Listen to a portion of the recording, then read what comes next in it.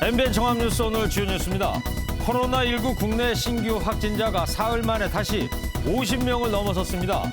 확산세가 좀채 꺾이지 않는 가운데 또 교회 중심의 집단 감염 사례가 잇따르고 경기도 이마트24 양지물류센터에서도 확진자가 발생하면서 방역당국의 긴장감이 커지고 있습니다.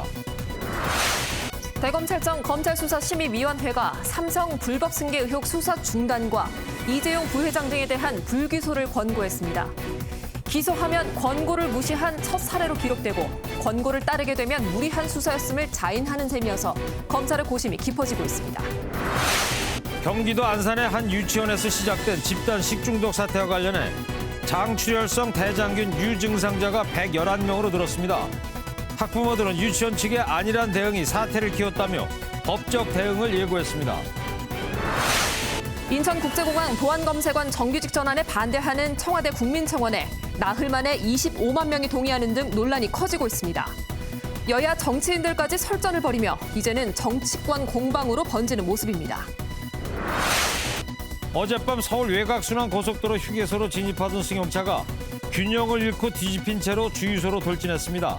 다행히 운전자만 가벼운 부상을 입었을 뿐 큰 사고로 이어지진 않았습니다. 코로나19로 위축된 소비 심리를 되살리기 위한 대규모 할인 행사인 대한민국 동행세일이 시작됐습니다. 전국의 동네 슈퍼와 대형마트, 전통시장, 온라인마트에 이르기까지 다양한 유통 매장들이 행사에 참여한 첫 주말, 모처럼 소비자들의 지갑이 열렸습니다.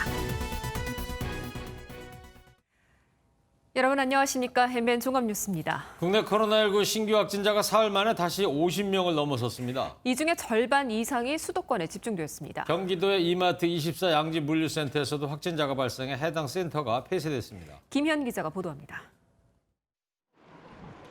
하루 사이 국내 코로나19 확진자 수가 51명 늘었습니다.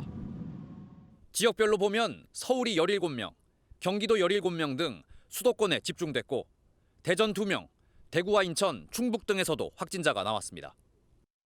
해외에서 유입된 신규 확진자도 20명대로 늘었습니다. 경기도의 이마트24 양지물류센터에서도 확진자가 발생했습니다. 하청업체 소속 직원으로 상품 분류 업무를 담당하며 지난 25일까지 일했는데 근무 전 검사에서는 아무런 증상을 보이지 않은 것으로 알려졌습니다. 역학 조사 중입니다. 지금 오전부터 와서 아직 안 끝났어요. 발생한 데서 폐쇄시켰어요. 해당 물류센터는 현재 폐쇄된 상태입니다. 확진자가 근무할 당시 물류센터에는 약 80여 명이 일하고 있었던 것으로 전해졌습니다. 방역당국은 물류센터 특성상 코로나19 확산 우려가 크다고 보고 서둘러 감염 경로 파악과 접촉자 확인에 집중하고 있습니다. MBN 뉴스 김현입니다. 이런 가운데 교회발 코로나19 집단 감염이 속출하고 있습니다. 교인 수가 1,700명 정도 되는 대형 교회도 포함돼 있어서 확진자가 늘어날 가능성이 있는데요. 방역당국은 종교시설을 코로나19 고위험 시설에 포함하는 논의가 필요한 상황이라고 밝혔습니다. 전남주 기자입니다. 코로나19 집단 감염이 발생한 서울 관악구 왕성교회 관련 확진자가 10명 추가돼 모두 22명으로 늘었습니다. 이 교회에서는 지난 24일 30대 여성이 처음으로 확진된 뒤 교인들의 추가 확진이 잇따르고 있습니다. 왕성교회는 교인 수가 1,700여 명이 넘는 대형 교회로 방역당국은 교인 전체를 대상으로 진단검사를 시행 중인데 확진자가 더 늘어날 가능성이 있습니다. 이런 가운데 경기 군포시에 있는 주영광교회에서도 11명이 확진돼 방역당국이 교인 80명을 대상으로 조사를 진행하고 있습니다. 이 교회에서는 예배할 때 환기를 제대로 하지 않고 식사도 제공하는 등 방역 수칙을 지키지 않은 부분이 확인된 것으로 알려졌습니다. 예배 중 1.5m 간격의 거리 두기를 실천했는지도 의심받고 있습니다. 예배 중의 방역 수칙 준수와 관련된 부분에 있어서는 한계점은 CCTV가 존재하지 않기 때문에 방역당국은 종교시설을 코로나19 고위험 시설에 포함하는 논의가 필요한 상황이라고 밝혔습니다.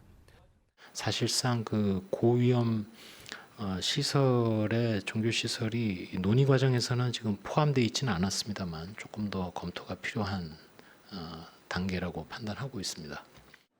또다시 종교시설발 집단 감염이 확인되면서 방역당국이 바짝 긴장하고 있습니다.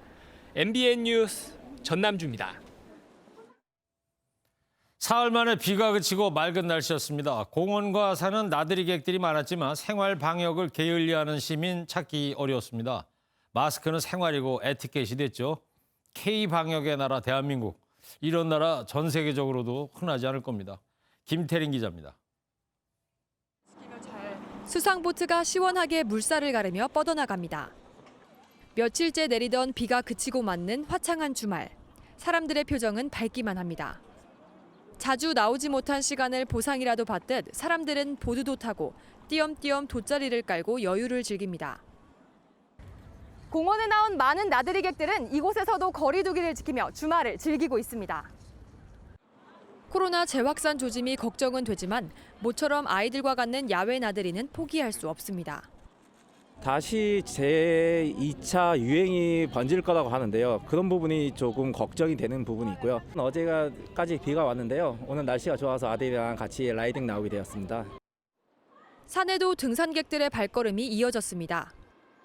아이들은 마스크를 잊지 않고 잠자리채를 들고 뛰어다닙니다. 집에서 나올 때까지 나오면서 끝까지 하고 있어요. 아니, 서로가 지킬 건 지켜야 되니까. 코로나19 재확산 우려 속 시민들은 오늘도 마스크와 함께 주말 야외 활동을 즐겨야 했습니다. MBN 뉴스 김태림입니다. 어젯밤에 삼성 합병 승계 의혹 수사에 대해 대검찰청 수사심의위원회가 불기소 결론을 내린 후에 공은 다시 검찰로 넘어갔습니다. 수사 중단과 이재용 삼성전자 부회장에 대한 불기소 권고에 검찰은 장장 1년 7개월 넘게 이은 수사를 어떻게 마무리할지 고심하는 것으로 알려졌습니다. 고정수 기자의 보도를 먼저 보시고요. 향후 전망 뉴스 추적하겠습니다. 삼성 합병 승계 의혹을 수사 중인 검찰은 수사심의위원회에 통보를 받은 직후부터 결론 검토에 들어간 것으로 전해졌습니다. 당초 예상과 달리 심의위원 13명 중 10명이 수사 중단과 이재용 삼성전자 부회장 등에 대한 불기소 권고 의견을 낸 것으로 알려져 검찰의 고심은 더 깊어질 수밖에 없는 상황입니다. 모든 측면을 가지고 고민과 고려, 토론 이런 걸 거친 끝에 나온 결과입니다. 검찰이 권고를 어기고 기소한다면 공정성을 기하려는 제도 취지를 무시하고 편의에 따라 이용했다는 비판에 직면하게 됩니다. 권고를 따른다면 검찰 스스로 이 부회장에 대한 구속영장 청구를 비롯해 장장 1년 7개월간 무리하게 수사했다고 인정하게 되는 셈입니다. 수사심의 권고는 법적인 강제력은 없지만 2018년 제도 도입 이후 8차례 권고를 단 한 번도 검찰이 따르지 않은 적은 없었습니다. MBN 뉴스 고정수입니다. 자, 검찰이 과연 이재용 부회장을 재판정에 세울 것인지 안 세울 것인지 결정의 순간이 지금 다가오고 있습니다. 쉽지 않은 결정이고 또 진퇴양난의 형국에 지금 빠져 있는 상황인데요. 법조팀 조경진 기자와 뉴스 추적하도록 하겠습니다. 조경진 기자, 이제 공은 이제 검찰로 넘어갔어요. 네. 기소할지 말지 언제쯤 나올 것 같아요, 결론이?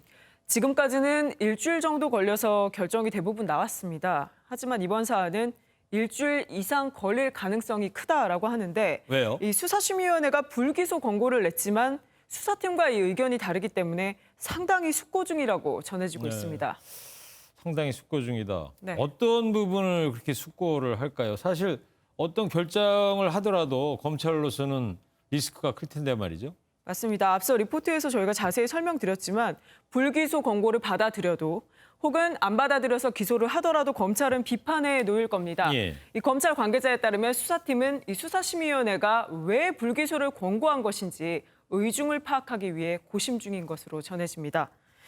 이 불기소 권고가 증거가 부족하고 혐의가 없다라고 봐서 내려진 것인지 아니면 혐의가 있지만 경제 상황을 고려해서 기소하지 않았으면 좋겠다고 해서 내려진 것인지 이 위원들이 불기소 의견에 투표를 해도 각각의 이유까지 다 달진 않거든요. 네. 이 수사심의위원회에서 불기소 이유까지 의결하는 건 아니니까요.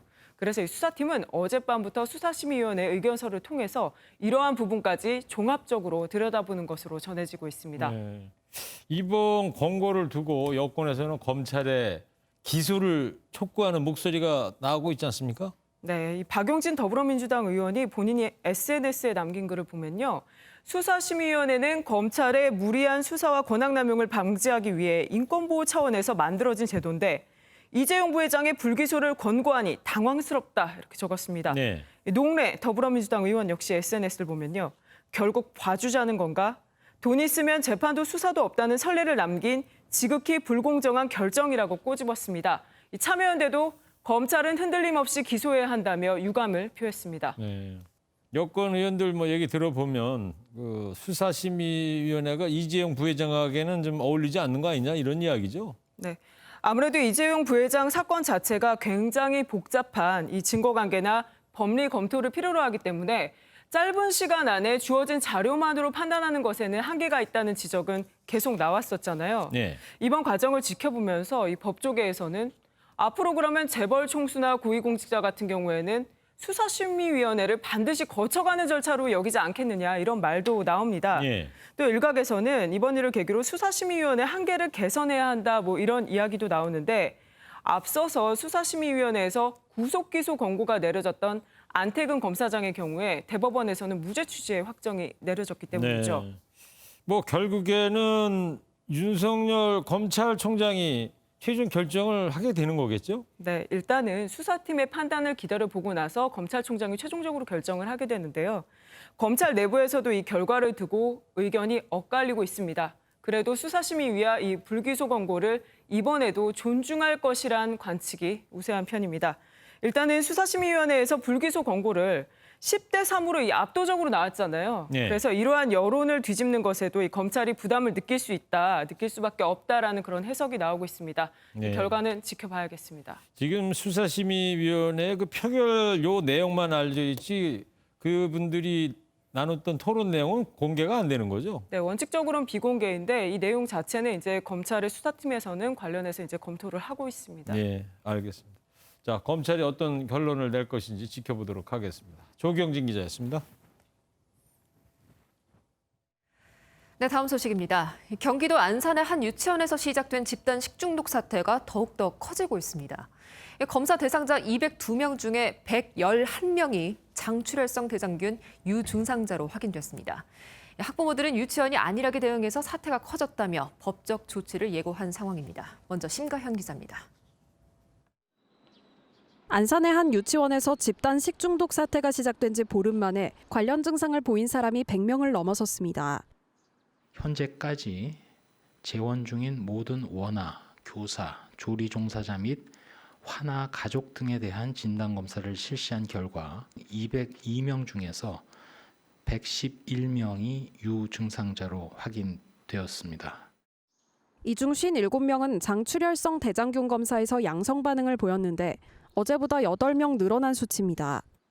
장염의 합병증으로 알려진 용혈성 요독증후군, 이른바 햄버거병 증상을 보인 아이 15명 중 4명은 투석 치료를 받고 있습니다.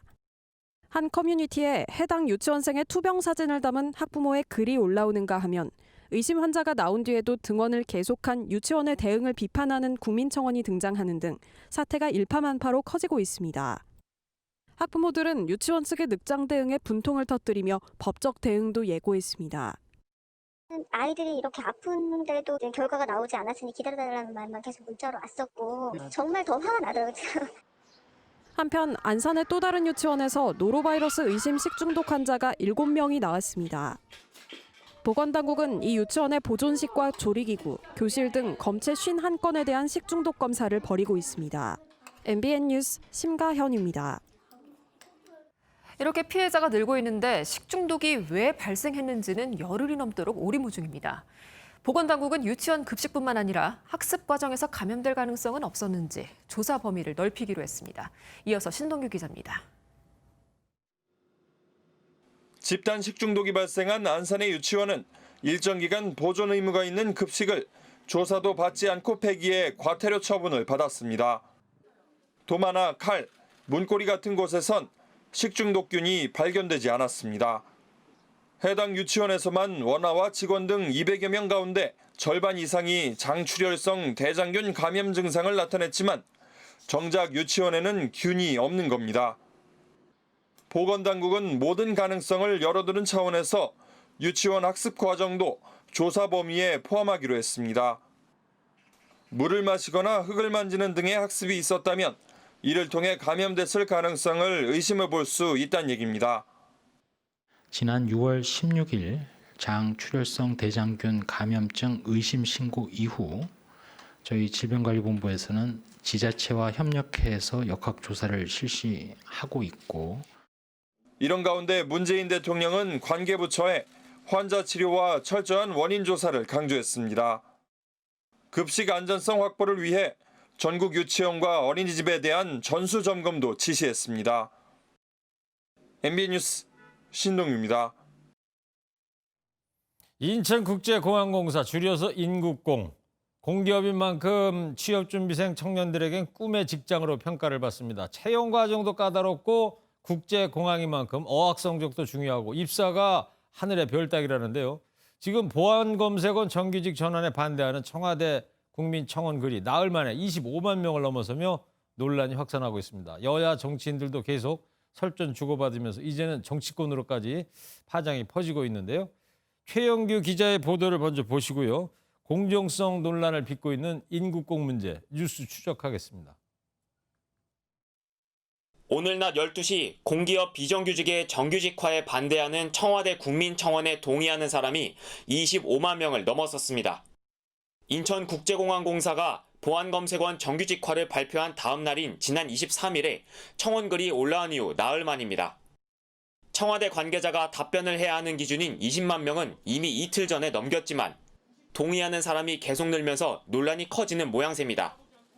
인국공 논란의 파장은 정치권으로도 번지고 있습니다.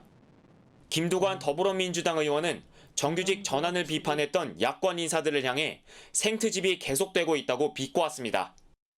그러면서 정규직과 비정규직 연봉차가 2배 이상 나는 문제가 우리 사회의 숙제라며 통합당 인사들을 향해 을들의 전쟁에 기생할 생각 말라고 쏘아붙였습니다. 그러자 하태경 의원은 청년들이 분노하는 이유는 불공정한 정규직화이기 때문이라며 청와대와 여권을 향해 청년들을 이기적인 사람들로 매도하지 말라고 반박했습니다. 통합당은 모레 인국공 사태에 대한 청년들의 성토대회를 여는 가운데 여당은 가짜뉴스를 퍼뜨리지 말라고 맞서면서 논란은 이제 국회로 확산하고 있습니다. MBN 뉴스 최영규입니다.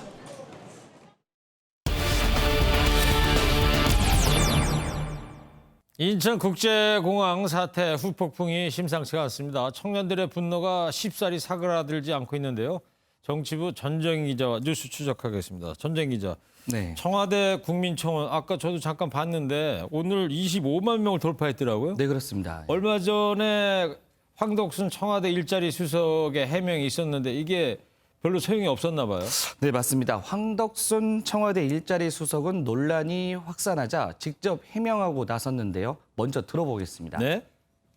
이 직종은 기존에 이제 보안 검색 직원, 소위 비정규직이죠. 일하시던 분들의 일자리를 이제 정규직으로 전환하는 것이기 때문에 현재 공사에 취업 준비를 하는 분들의 일자리와는 첫 번째로 관련이 무관하다. 네네. 예. 그다음에 네, 황 수석은 청년들이 오해한 것 같다면서 기존 청년들의 일자리를 뺏는 게 아니고 오히려 늘리기 위한 노력이라고 설명했는데요. 네. 이게 오히려 청년들의 성난 민심에 기름을 부은 꼴이 됐습니다. 1,900여 명이나 되는 인원이 정규직으로 전환되는데 신규 채용에 어떻게 영향이 없겠냐며 말도 안 되는 소리라며 비판들이 쏟아졌습니다. 네. 이 청년들 또 취준생들의 분노가 뭐 상당합니다. 보면 결국 청년들은 이번 결정이 불공정하다고 느끼는 거죠? 네, 그렇습니다. 잠깐 좀 사진을 보시면 펜이 부러져 있는데요. 예. 네, 취업 준비생들 사이에서 이번 사태에 항의하며 이른바 부러진 펜 운동이 확산하고 있습니다. 그러니까 공정한 시험이 아닌 정부 정책 변화에 따라 취업 여부가 달라지니까 차라리 펜대를 꺾겠다는 건데요. 예. 이번에 취업 준비생들이 느낀 상대적 박탈감이 어느 정도인지 짐작할 수 있을 것 같습니다. 그리고 사실 인천공항공사는 취업 준비생들 사이에서 일명 신의 직장으로 불릴 만큼 선호도가 높다 보니까 이들이 느낀 충격은 더 클 수밖에 없다는 지적입니다. 네, 인천공항공사 정규직 취직하려고 몇 년씩 취준생 생활하는 청년도 있다고 그러고요. 또 경쟁률도 되게 그럼요. 높다면서요. 네, 네. 근데 이번에 말입니다. 정규직으로 전환되면 연봉을 5천만 원 받는다. 이런 이야기들이 인터넷에 올라왔는데 이게 사실입니까? 아, 네, 사실이 아닙니다. 네, 사실 공항공사 비정규직 오픈 채팅방에 이런 이야기가 올라오면서 이번 사태가 들끓기 시작했는데요. 예. 네, 출처를 알 수 없는 확인되지 않은 글이었지만 현재 인천공항공사 신입사원 연봉이 4,500만 원이다 보니 보안검색 요원들도 비슷한 대우를 받지 않겠냐는 관측이 이어진 겁니다. 네. 하지만 공사 측은 현재 보안검색 요원 평균 임금은 약 3,800만 원 정도이고 직접 고용이 되더라도 이와 비슷한 수준이 될 것이라고 설명했습니다. 네. 이 보안검색 요원들의 정규직 전환 방식이 다 똑같지 않다는 이야기도 있던데 이건 무슨 말이에요? 네, 일단은 문재인 대통령은 2017년 5월 12일에 당선되고 첫 외부 일정으로 인천공항을 방문해 정규직 전환을 약속했습니다. 그랬죠. 네, 당시 발언 들어보겠습니다. 우선 공공부문부터 임기 내에 비정규직 제로 시대를 열겠다. 이렇게. 네, 이번에 직접 고용이 결정된 보안검색 요원들의 운명은 문 대통령의 공항 방문 날짜로 갈리게 됐습니다. 어떻게 되는 건데요? 네, 좀 설명을 드리면 예. 모두 다 채용 절차를 진행하긴 하지만 2017년 5월 이후의 입사자들은 필기 시험 등 공개 경쟁 과정을 통과해야 해 상대적으로 탈락 가능성이 커 지금 현재 추가 대책을 요구하고 있는 상황입니다. 그래요? 네, 그리고 여기에다가 정규직 노조도 공사의 일방적인 졸속 강행을 받아들일 수 없다며 청와대 앞에서 시위까지 벌이며 강력 반발하고 있는 상황입니다. 네. 일반 취업 준비생들이나 청년들의 불만뿐만도 아니고 네. 인천공항공사 회사 안에서도 갈등이 좀 복잡한 거군요, 지금. 네, 그렇습니다. 네. 청와대가 입장을 빨리 내놔야 되겠네요. 네, 맞습니다. 청와대 국민청원은 한 달 내에 20만 명 이상의 동의를 받으면 청와대는 공식 답변을 내놔야 합니다. 앞서 황덕순 일자리 수석 해명에 오히려 논란이 확산되면서 청와대도 긴장하는 분위기인데요. 하지만 논란이 더 커지는 것을 막기 위해서라도 조속히 답변을 내놓겠다는 방침입니다. 네. 청와대가 청년들의 성난 민심을 달랠 대책을 내놓을 것인지 주목이 됩니다. 네. 지금까지 전재현 기자였습니다. 네, 다음은 사건 사고 소식입니다. 어젯밤 서울 외곽순환고속도로에서는 휴게소로 진입하던 승용차가 균형을 잃고 뒤집힌 채 주유소로 돌진했습니다. 오늘 새벽엔 당진 영덕고속도로에서는 화물차 추돌 사고가 났습니다. 김영현 기자입니다. 승용차 한 대가 빠른 속도로 휴게소에 진입합니다. 그런데 갑자기 비틀거리더니 균형을 잃고 뒤집힌 채 주유소 건물 안쪽을 덮칩니다. 건물과 추돌하고도 계속 미끄러진 승용차는 휴게소를 빠져나가던 승용차를 들이받고서야 멈춰섭니다. 이 사고로 운전자 50대 여성이 다쳐 병원으로 옮겨졌습니다.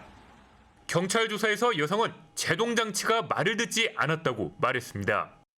시설물 피해가 좀 있을 것 같고요. 운전자가 조금 다친 것 같은데 우려할 만한 상황은 아닙니다. 오늘 새벽 2시쯤 충북 보은군 당진 영덕고속도로 청주 방향 탐부터널 인근에서 25톤 자동차 운반 트럭이 앞서가던 12톤 화물차를 들이받았습니다. 이 사고로 트럭 운전자가 부상해 치료를 받았습니다. 경찰은 트럭 운전자가 앞 차량을 제대로 확인하지 못해 사고를 낸 것으로 보고 있습니다. 오늘 새벽 0시 30분쯤에는 전북 부안군 변산해수욕장에서 해루질을 하다 고립된 50대 남성이 해경에 구조되기도 했습니다. MBN 뉴스 김영현입니다. 제자와 동료 교수를 성추행한 혐의로 1심에서 실형을 선고받은 전북의 한 사립대 교수가 보석으로 풀려나면서 논란이 뜨겁습니다. 피해자들은 2차 피해를 우려하고 있는 상황입니다. 강세훈 기자입니다. 대학에서 영국을 전공한 김모 씨는 지난 4년간의 대학 생활이 악몽이었다고 말합니다. 허벅지를 주물을 하고 시켰었고요. 연구실에 불러서 발가락을 주무르게 한다든지. 해당 교수의 성추행은 이뿐만이 아니었다고 합니다. 여학생 몇몇 여학생들한테 볼에 뽀뽀를 해봐라 라고 시켰었고요. 전주의 한 사립대학 A 교수는 제자와 동료 교수를 성추행한 혐의로 1심에서 징역 1년을 선고받고 법정 구속됐습니다. 그런데 130여일 만에 보석으로 풀려났습니다. 시민단체는 이해할 수 없는 결정이라며 재판부를 비난했습니다. 변호사를 13명을 구성해서 본인을 변론하고 있거든요. 이 자체가 엄청난 위력이죠. 피해자와 지역 연구계는 해당 교수의 영향력이 여전하다며 2차 피해를 우려하고 있습니다. 지역에 있는 예술인들은 거의 대부분 지원 사업으로 생계를 이어가거든요. 그런데 지원 사업의 심사위원이다라고 하는 건 사실 엄청난 권력을. 성범죄를 엄벌에 처해야 한다는 사회적 여론과 법원의 판단이 여전히 동떨어져 있다는 목소리가 큽니다. MBN 뉴스 강세훈입니다. 화재 현장으로 출동하는 소방차에게 주어진 골든타임은 5분이지만 실상 잘 지켜지지 않고 있습니다. 거리 곳곳에 교통신호 때문인데 무리하다가 사고도 많이 납니다. 그래서 소방차를 먼저 통과시키는 우선 신호 시스템을 확대해야 한다는 목소리가 나오고 있습니다. 김문영 기자입니다. 지난 2월 시간을 다투던 한 소방 차량이 정지 신호가 길어지자 중앙 차선을 넘습니다. 그 뒤로도 속절없이 기다리다가 무사히 지나가나 했더니 뒤편에서 온 차량과 부딪힙니다. 요금 쳐는 것 같은데. 오, 방다. 아우. 또 다른 구급 차량. 교차로에서 주황색 신호에 맞춰 달리다 좌회전을 하는 차량과 부딪힙니다. 순식간에 전복된 구급차 안의 소방대원은 응급 환자가 튕겨나가지 않도록 온몸을 던집니다. 모두 골든타임에 맞추려 서두르다가 난 교통사고들입니다. 실제 소방차 교통사고의 주요 원인은 운전자 부주의를 제외하면 신호위반이 다수입니다. 하지만 신호위반까지 하면서 서둘러 출동해도 골든타임인 5분 안에 도착하는 소방차는 절반인 57%에 불과합니다. 반면 화재로 인한 전체 사망자 중 87%는 불이 난 지 10분 안에 사망하는 상황. 소방 구급 차량 등의 통행 우선권을 주는 우선 신호 시스템 도입을 확대하자는 목소리가 나오는 이유입니다. 예를 들어 좌회전 신호였던 차선이 구급차가 지나갈 때만 직진 신호로 바뀌고 구급차 통행 뒤에는 다시 좌회전 신호가 되는 식입니다. 저희가 시범 사업에 대한 효과를 좀 보니까 긴급 차량에 대한 통행 시간 절감이 최소 20에서 최대 60% 나와 있고요. 또 해외 같은 경우에도 20% 내외로 좀.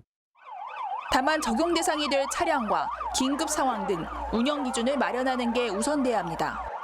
전문가들은 긴급 차량의 통행 특례 항목 확대 등 법 개정이 필요하고 시민들은 길터주기에 적극 나서줘야 한다고 덧붙였습니다. MBN 뉴스 김문영입니다. 미국의 코로나19 상황이 심각합니다. 하루 확진자 4만 명 돌파. 하루 기준 사상 최고 기록인데요. 이러자 백악관의 브리핑이 2달 만에 부활했습니다. 우리는 정은경 본부장이 매일 하는데 말이죠. 근데 펜스 부통령이 자화자찬 홍보만 해서 빈축을 샀답니다. 코로나19 의학으로 접근해야지 정치로 접근하면 안 되는 건데 말이죠. 신재호 기자입니다. 미국의 일일 코로나19 확진자 수가 42,771명을 기록하며 사상 최고치를 경신했습니다. 특히 플로리다주에서 하루 만에 9,000명 가까이 확진자가 늘었고 텍사스주에서도 5,000명에 육박하는 추가 감염자가 나왔습니다. 이처럼 코로나19가 다시 폭발적으로 확산하자 백악관 코로나 TF의 언론 브리핑이 2달 만에 재개됐습니다. 하지만 재개 첫날부터 펜스 부통령은 현실과 동떨어진 자화자찬식 방역 홍보에만 열을 올렸습니다. This moment in the coronavirus pandemic is different than what we saw 2 months ago. We stand here today, we believe we've made progress. 반대로 함께 브리핑에 참석한 파우치 소장은 특정 지역의 심각한 문제로 바이러스의 대규모 재전파가 우려된다며 펜스 부통령의 주장을 정면 반박했습니다. Is that what we're dealing with right now is community spread in the context of a substantial proportion of the people who are getting infected do not know they're infected, they're not symptomatic. 단 두 사람 모두 젊은 층의 사회적 거리두기 준수가 필요하다는 점에선 인식을 같이 했습니다. MBN 뉴스 신재우입니다.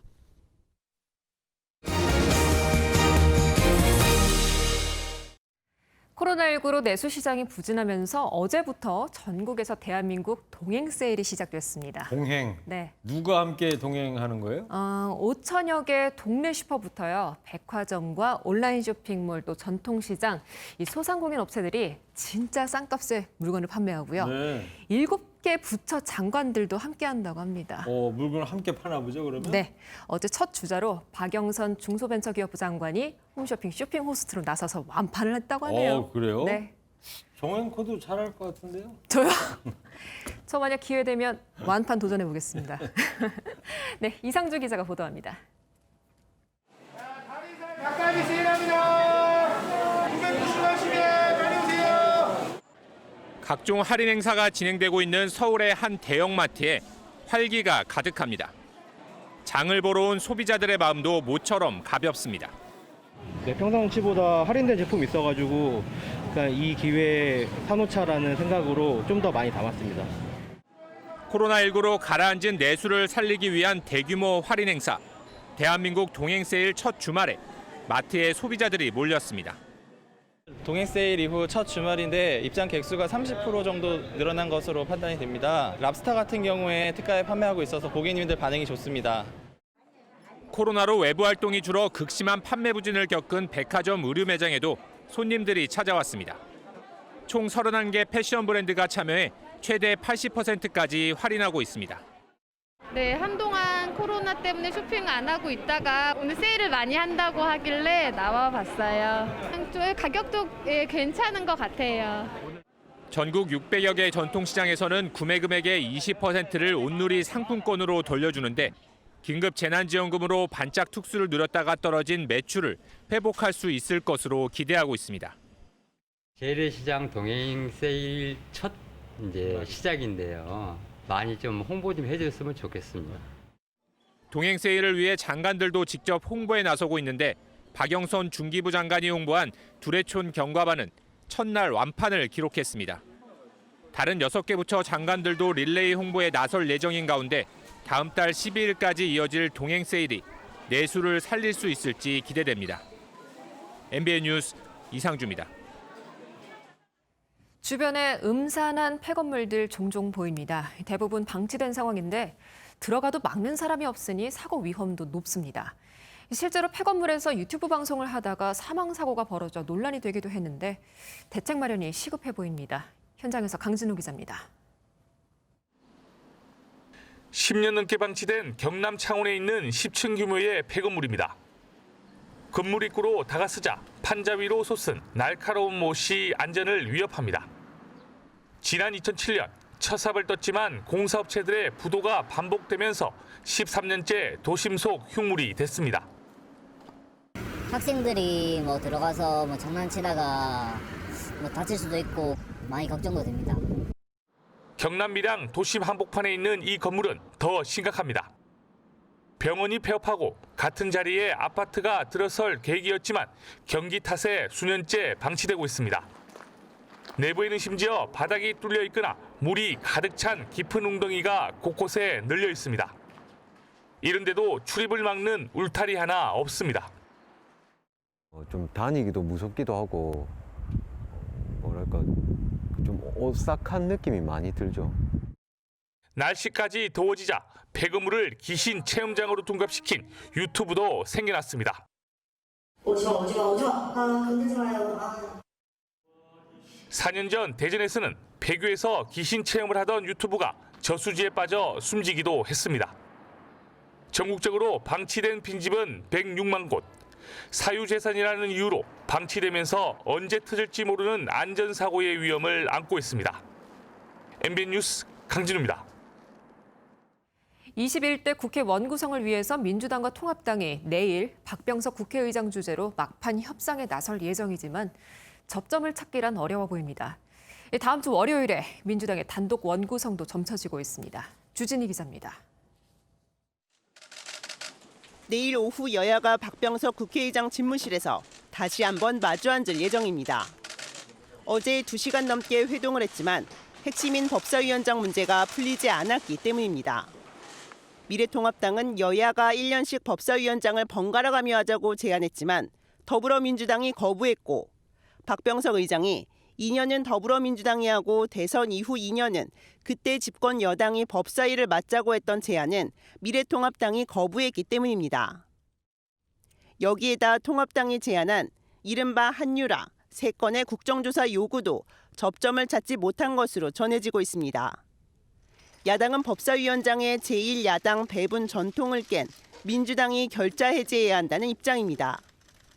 원칙과 전통을 무시하고서는 국회가 여야의 균형과 여야의 협치가 이루어지기 불가능합니다. 그렇기 때문에 반드시 법사위원장의 문제는 원칙적으로 해결이 돼야 되고 이 문제가 여야 협상의 최고의 관건이자 최고의 그 핵심입니다.